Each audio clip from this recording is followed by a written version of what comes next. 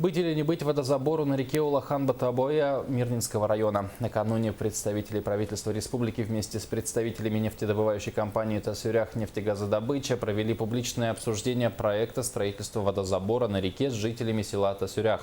Напомним, 6 мая проект получил положительное заключение госэкспертизы. Об итогах встречи расскажет Розалия Борисова. Окончательный третий вариант водозабора подразумевает сооружение ковша без прямого сообщения с рекой. Наполнение осуществляется с помощью плавучей насосной станции и установят в искусственном приямке.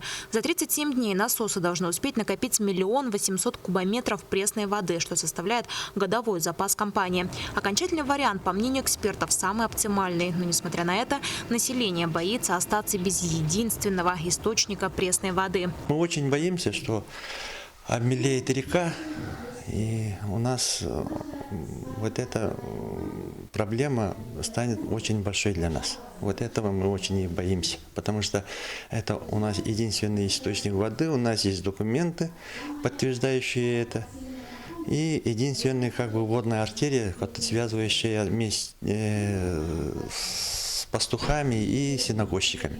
Но независимый эксперт уверяет, запасов у Улахан-Батабоя хватит как для промышленных нужд, так и для населения. Вот 9 мая расход составлял 47,7 метров кубических в секунду, что составляет 1,16% от общего стока реки в данный конкретный день. Ну а дальше, уже начиная с 10 мая, уже меньше 1%. Ну и, как говорили, это действительно все равно, что взять 1 стакан воды из 200-литровой бочки. Поэтому с точки зрения уменьшения расхода воды, тут, в общем-то, бояться, как говорится, нечего. В ходе обсуждения население предложило перенести строительство водозабора. Альтернативным вариантом является река Тельгеспет, но гидрологических данных о водном ресурсе нет и неизвестно, хватит ли объемов для добычи нефти. Вместе с тем, жители предъявили дополнительные требования по развитию села. Принято решение о том, что мониторинг будет продолжен, постоянный мониторинг, и по предложению местных жителей, там же еще и радиационная загрязненная территория, то есть мониторинг здоровья населения тоже будет производиться. Ну, там они предъявляли 3 пункта.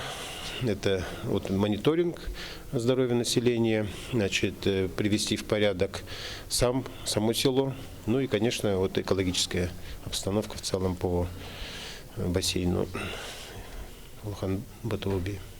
По итогам встречи решено начать изучение реки Тельгеспет. Продолжаются и поиски подземных вод. А новый водозабор на Улахан-Батабое должен стать не основным, а дополнительным к уже существующему.